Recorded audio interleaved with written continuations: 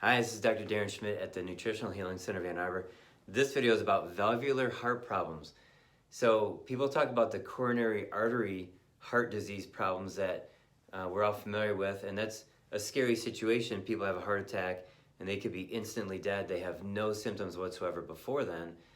And I've talked extensively about that. This video is about the valves. So there's 4 valves in the heart, and they can be measured with this device called a heart sound recorder. And this website is hsrinfo.com. And I'm going to scroll up here and I'll show you that this is the actual machine itself. It plugs into a laptop. Then you strap this on to the 4 different locations of where you measure the heart valves. And then you can get a reading, which I'm going to show you an example.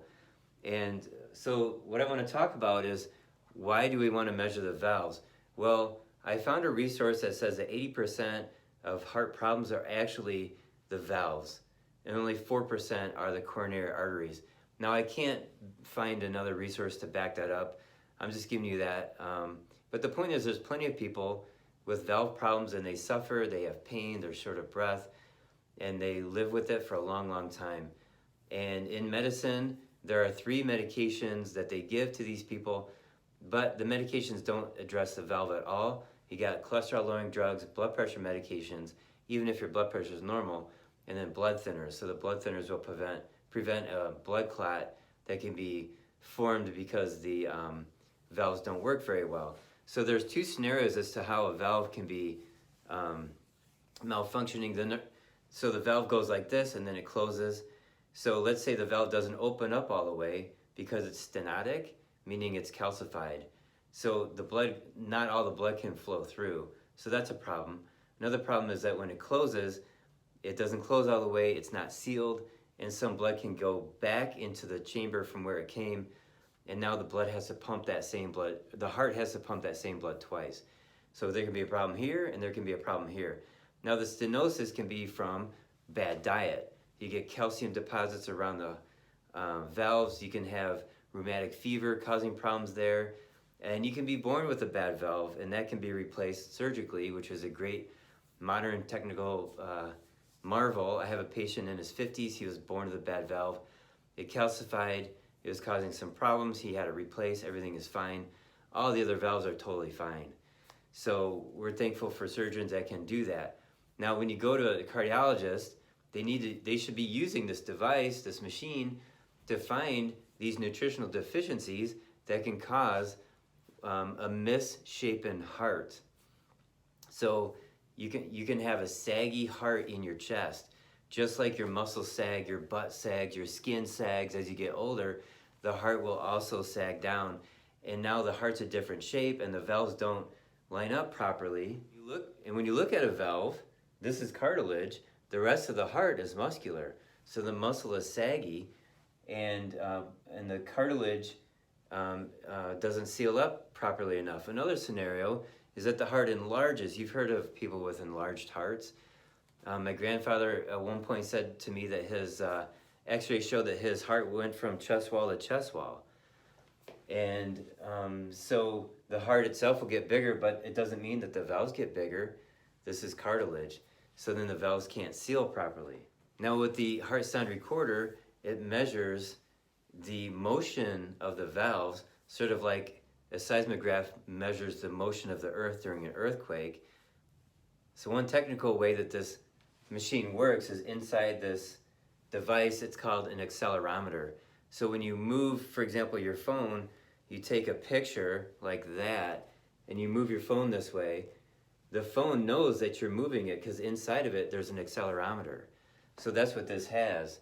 Now the accelerometer technology has been around since at least 1937.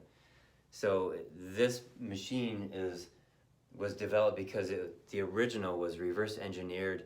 And I know back in the 80s and 90s, several people had tried to recreate the original machine unsuccessfully, but now they've done it successfully. And now people like us can use it. It's not like an EKG, which measures the nerve impulses. An EKG finds pathology, but the heart sound recorder finds nutritional deficiency.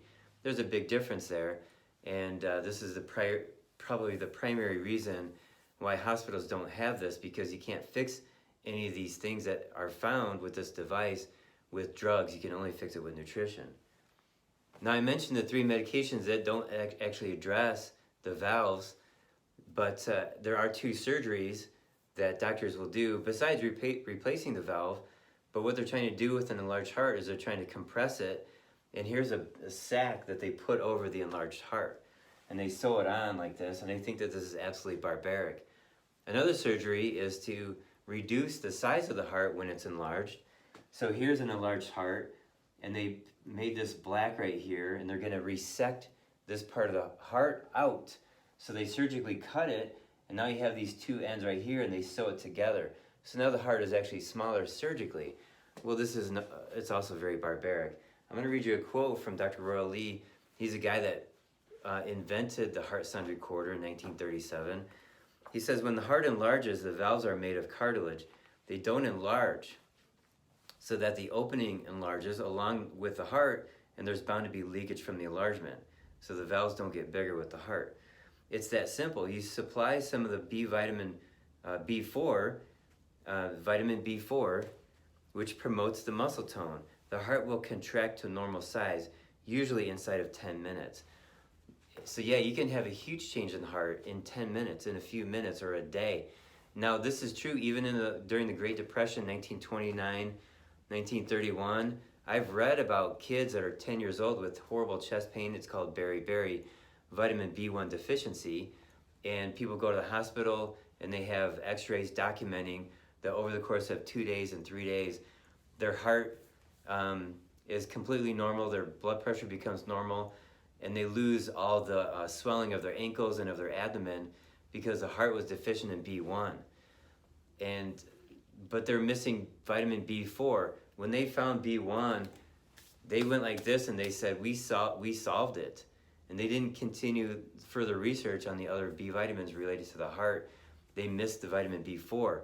The federal government thinks that B4 is only needed to keep pigeons alive, but humans need it too. So this is the actual machine, the heart sound recorder, and it gets plugged into this laptop right here on this rolling cart. And so then there's a wire from the machine to our model, and you would be sitting here as a patient. So this is the actual accelerometer. And so it gets strapped on. I'm going to pull it off. And we got 4 locations. 1, 2, 3, 4. 4 valves. And here's my little cheat sheet as to where they go. So this is an example of the graphs that come from the heart sound recorder. And what we have here is almost normal. So I'm going to show you this first. We have lub, space, dub, and then rest. Lub, space, dub, and then rest. And that looks pretty good on this gentleman. And I have this cheat sheet right here. And here we have on this side the valves that can be affected by nutritional deficiency, both sides. And then the next column is the name of the condition to describe what's going on with the beat of the heart. Here's the beat. The first one is normal, then all the rest are abnormal. And then the last column is the supplements that can fix that issue, that nutritional deficiency causing the weird beat. So with this, we have, this is weird right here. We have lub, space, lub. There's no dub in there. And then we have a conglomeration of just rapid beats. Here we have lub, which is too long. The space here is too small. The dub is normal. And then the resting period is way too short. So this resting period should be twice as long as this space. And the lub part should be 2 to 3 times larger than the dub. Here we have this, and we have more of a flutter. This is like a flutter. This is a flutter. And here we have a little bit of flutter here, but it's pretty flat. So the pulmonic valve in this person is in pretty good shape, and the rest just doesn't look too good. This person is in his early 80s, and his pulse is 87 beats a minute. He said that his pulse was averaging 80 beats a minute. We took this test at 12:07 p.m. I gave him 2 Cataplex B. Now that's one of the main supplements that shows up on this list over and over again is Cataplex B. I did a video called King of All Supplements, and you can find out why by watching that video. So I gave him 2 Cataplex B and then 6 Saruda. Saruda is like Roto-Rooter for the arteries. 20 minutes later, we ran this test again. Here's what it looks like. You can see the difference. It looks prettier. It's smaller. I'm gonna show you again the difference. Look at this and that and that and this. And all that goes away. Now we have a normal looking love space dub, love space dub, love space dub, love space dub, love space dub. Here we have too much of a flutter. This is just 20 minutes later. This is at 1 p.m. and now his pulse is 72 beats a minute. So you can have a big change just in a few minutes.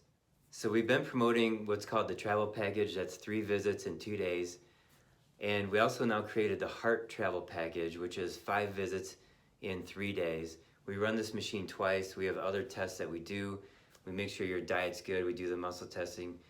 And we recommend supplements, and we're looking for improvement just in those few days. So you can come to this office and do the heart travel package. And you can also try to find somebody that's near you. So I'm back on this website, hsrinfo.com. And on this page right here, they have resources. They have individuals that you can contact.